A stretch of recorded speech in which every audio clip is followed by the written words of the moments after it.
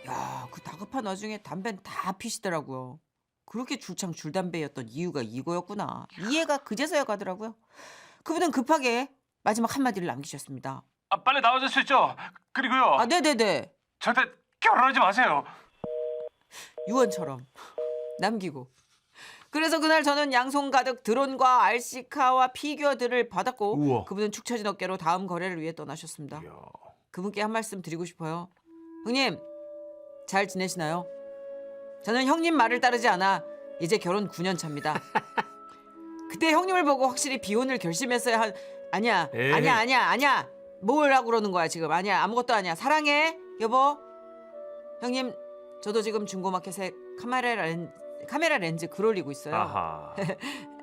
그래도 행복하시죠? 예, 그럼요. 저도 너무 지나치게 행복합니다. 예. 앞으로도 행복하십시오, 형님. 아, 그 저와 형님처럼 중고거래하다가 만난 분 또 계실까요? 여기 있습니다. 저는 방금 그 중고 거래를 하고 들어와서 글을 남깁니다. 최근 핸드폰을 바꾼 터라 새로운 폰에 맞는 충전기를 사야 했습니다. 그래서 줄곧 중고 거래를 검색하곤 했는데 마침 제가 찾고 있던 제품을 발견했죠. 저 충전기 게시글 맞습니다. 2만 원에 올리셨는데 내고 가능할까요? 내고 불가 썼는데요. 저도 봤는데요. 제가요 사정이 있어서요. 네? 아니 제가 지인 추천으로 정육점에 들렀다가 예정이 없는 고기를 사게 됐어요. 아내가 친정에 간 데서 집에 아무도 없으니까 삼겹살을 제가 충동적으로 구매를 했는데 거기에 또 소주를 사는 바람에 지출이 초과됐거든요. 아내가 집안에 기름 튀는 걸 싫어해서 고기를 평소에 잘 못 먹고 삽니다. 게다가 제가 아내에게 용돈을 타서 쓰는 처지라 용돈도 많이 부족한 상황이고요. 어쩌라고요? 5천 원만 깎아주시면 안 될까요? 내고 안 된다고 하신 거 아는데 제가 삼겹살을 괜히 사가지고 죄송합니다. 판매자는 잠시 답이 없다가 한참 지나서 반응이 왔어요. 아, 진짜 인생 뭐 있다고. 17,000원에 드릴게요. 그 이하는 안 돼요. 고맙습니다. 감사합니다. 제가 그쪽으로 갈게요. 그렇게 저는 3천 원을 깎았다는 기쁨에 신나게 약속 장소로 나갔습니다. 그리고 시간도 좀 남고 3천 원도 깎은 기념으로 떡꼬치를 기분 좋게 먹고 약속 장소로 차를 몰고 갔죠. 차를 이제 몰고 가니까 도착했는데 누가 제 창문을 두드렸습니다. 네네네. 홍당무세요? 네? 예. 판매자는 너무나 어린 학생이었어요. 부모님 대신 나왔나? 그 학생은 쿨하게 차창으로 충전기를 건네더라고요. 아저씨 뒤에 차 오니까 물건부터 받으시고 입금 나중에 해주세요. 네? 아니 학생 저를 어떻게 믿고? 몇 푼이나 한다고 진짜. 예? 얼른 차 빼세요. 뒤에 차 와요. 조심히 가세요. 야, 얘들아 가자. 그래 가자. 그렇게 충전기를 받고 문득 거울을 봤는데 입주위에 덕지덕지 떡꼬치 양념을 묻히고 3천 원 깎으려고 별수를 다 하던 찌질한 남자가 서 있었습니다. 꼬치에 꽂힌 떡들처럼 아등바등 매달려 사는 이 아저씨를 보고 그 초등학생, 중학생 그들은 무슨 생각을 했을까요? 그래서 이 방송을 통해서 사과하고 싶습니다. 오늘 도깨비 시장 입구에서 본 학생 아저씨가 미안해. 다음에 또 중고 거래로 만나면 가격도 안 깎고 햄버거라도 하나 사줄게. 충전기 잘 쓸게. 고마워.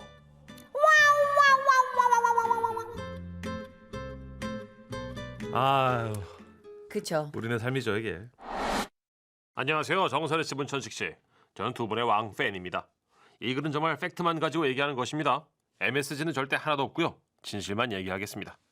제가 이렇게 말하는 것은 제가 아는 사람에게 이 얘기를 하면 100이면 100 다 에이 말도 안 돼. 믿지를 않기 때문에 진실만 얘기하겠다고 아예 선서를 하는 겁니다.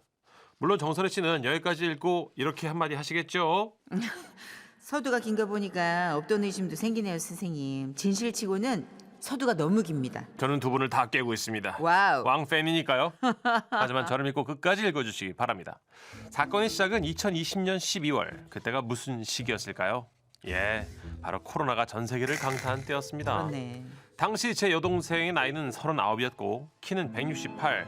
그리고 몸무게는 말하기만 해. 오빠 말하기만 해. 하여튼 내 손에 죽어. 예, 많이 나가는 편이었습니다. 여동생은 중학생 딸 그리고 남편과 함께 살고 있었고 남편 그러니까 저한테 매부가 되겠죠. 매부는 라면 회사에서 성실히 일을 거기 N사. 예. 열심히 일을 하고 있었습니다. 매부가 일이 바쁠 때는 여동생이 가서 도와주기도 했고요. 그러던 어느 날 그날도 매부 일을 도와주고 들어와서 집안일을 하고 있었는데 살살 배가 아프기 시작했답니다. 배야. 이렇게 배가. 여동생은 체했나 싶어서 사이다를 사서 먹고 잠이 들었는데 새벽 4시쯤 참을 수 없을 만큼 배가 아팠대요. 여보. 나 너무 배가 아파. 여보. 어휴, 깜짝 놀란 매부는 119에 전화를 했고 구급대원이 왔는데 여동생을 들것에 실어서 응급차에 태워야 했지만 구급대원 두 분이 아무리 합심을 해도 들것에 실린 여동생을 들고 계단을 에이, 내려가기가 힘들었대요. 선생님, 잠깐만. 그쪽 더 들어봐. 하나, 둘, 야, 잠깐만, 안 돼. 자, 제 반대편. 자, 당시 여동생은 엘베 없는 빌라 3층에 살고 있었기에 통증이 잠깐 멈춘 사이 여동생은 들것에서 일어났대요. 제가 걸어서 내려가겠습니다. 그렇게 간신히 응급실에 갔는데 거기서 저지를 당했대요. 예? 코로나 때문에 검사 없이는 들어갈 수가 없으니 다른 병원을 가던가 아니 집으로 가셔야 한다고요. 매부는 사정사정하며 매달리고 있는데 갑자기 구급대원이 앞으로 나가서 강력하게 말을 했답니다. 받아 주셔야 됩니다. 이분 다시 집으로 가게 할 수는 없어요. 못 갑니다. 왜 그러세요? 못 들어요. 두 분은 못 돕니다. 솔직히 고백하겠습니다. 이 부분은 매부가 말해준 거라서 살짝 MSG가 있을 수 있어요. 제발 이건 MSG야. 아무튼 그렇게 간신히 응급실에 들어간 여동생은 의료진 때문에 질문에 대답을 하고 있는데 간호사 선생님이 자꾸 임신 쪽으로 물어본 느낌이 들었대요. 아니 진짜 임신이 아니라니까요. 제가 이제 배가 많이 나와가지고 그러신 것 같은데 이게 이제 살이에요. 아니 근데 잠깐 내가 이거 왜 변명을 하고 듣고 보니 기분 나쁘네. 아니 뭐 제 배가 임산부만큼 그럼 나왔다는 겁니까? 아니 혹시나 해서 여쭤보는 거예요. 그러면 마지막 생리는 언제셨죠? 에? 생각해보니 안 한 지가 꽤 됐다는 생각이 들었지만 원래 불규칙했기 때문에 의식을 못했다고 하는데요. 아니 뭐 기억은 잘 안 나는데 이게 좀 워낙 불규칙해가지고 잠깐만 세 달 전인가? 피가 살짝 비친 적은 있는데. 그럼 피임은 하세요? 그럼요. 저 피임되는 수술도 했다고요. 입덧을 하거나 식욕이 왕성해졌거나 뭐 그런 증세 없으셨고요? 식욕은 늘 결혼 전부터 왕성했어요. 예, 뭐 입 터진 사람처럼. 그러신 것 같아요. 예, 지지 않아요. 흥분하지 마시고요. 흥분하면 그러면 태아에 안 좋을 수 있습니다. 임신 아니라니까요, 정말. 자, 그럼 코로나 검사는 결과가 음성으로 나왔고요. 의사 선생님 뵙고 검사실로 이동하실게요. 네. 임신 가능성 때문에 하면 안 되는 검사는 제외하겠습니다. 와, 진짜 임신 아니라니까 이러신다. 그런데 그때였대요. 다리 밑에서 뭔가 피와 양수 같은 게 확 쏟아지면서 묵직한 게 나오기 시작했대요. 어머, 이거 뭐예요? 어머, 나 왜 이래? 나 이거 어떻게 죽어요, 나? 움직이지 마세요. 움직이지 마세요. 심호흡하세요. 코드 제로. 산부인과 소아과 선생님 급히 응급실 와주시기 바랍니다. 코드 제로. 어떻게? 어머, 나 왜 이래? 어머, 이거 왜 이래? 나 진짜 나 죽어요. 나 죽기 싫어. 살려주세요. 중학생 딸이 있다고요. 여동생은 바로 수술로 옮겨졌고 수속을 밟으러 갔던 매부는 깜짝 놀라서 간호사 선생님께 물었다네요. 아내한테 무슨 일 생겼나요? 부인께서 아이를 낳으셨어요. 예? 출산하셨다고요? 누가요? 아내분이요. 그때까지도 매부는 믿을 수가 없었대요. 어머. 이게 꿈인가 싶어서 자신 얼굴을 꼬집어 봤다고 합니다. 꿈이 아니었죠? 매부는 생각했대요. 와. 어떻게 10개월간 임신한 걸 모르다가 이렇게 갑자기 바로 힘을 주고선 쏨풍하고 애를 낳을 수가 있지? 뭐라고? 지금쯤이면 정선희 씨도 못 믿겠다고 이렇게 한마디 하시겠죠? 이건 말이 안 돼요, 쌤. 진짜 이거는 MSG를 너무 치셨어요. 어떻게 10개월 동안 임신한 걸 몰라요? 그러나 이것은 한치의 거짓이나 오류도 없는 어머! 팩트입니다. 그날 매부는 너무 정신이 없어서 회사에 가지 못했는데 23년간 한 번도 지각이나 결석을 한 적이 없는 매부가 출근 안 한 것을 이상히 여긴 팀장님이 전화를 하셨대요. 홍책임, 무슨 일 있어? 아니 왜 아직 출근을 안 해? 와이프가 애를 낳았습니다. 어? 예? 어? 뭐? 예. 다시 말해봐. 누가 애를 낳았다고? 아니 와이프가 갑자기 딸을 낳았어요. 아이 나 진짜. 홍책임 진짜. 농담 진짜 무섭게 하네. 솔직히 말해봐. 무슨 일 있는 거야? 걱정돼서 그래. 그러니까 그 일이요. 와이프가 애를 낳은 일입니다. 와이프가 그날 매부 단톡에는 회사 사람들이 축하 대신 걱정되는 말투로 계속해서 톡을 보내왔고 매부는 아직도 그날의 일이 미스테리라고 말하며 우리 조카를 우주에서 온 아기라고 말합니다. 와 대박이다. 다행히도요 우주에서 온 아이는 무럭무럭 잘 자라고 있고요. 어. 이름도 홍우주라고 지었습니다. 와. 늦둥이여서 그런지 집에서도 예쁜 사랑 많이 받고 집안에서도 귀염을 독차지하고 있죠. 저는 사람 되게 바랍니다. 태교는 그렇게 걱정하지 마시라고요. 아이는 스스로를 지키며 엄마 뱃속에서 잘 자란다고 말이죠. 그 밖에도 에피소드가 참 많지만 글을 잘 못 써서 여기까지만 하겠습니다. 그럼 이상 멀리서 왕팬 김태카 올림.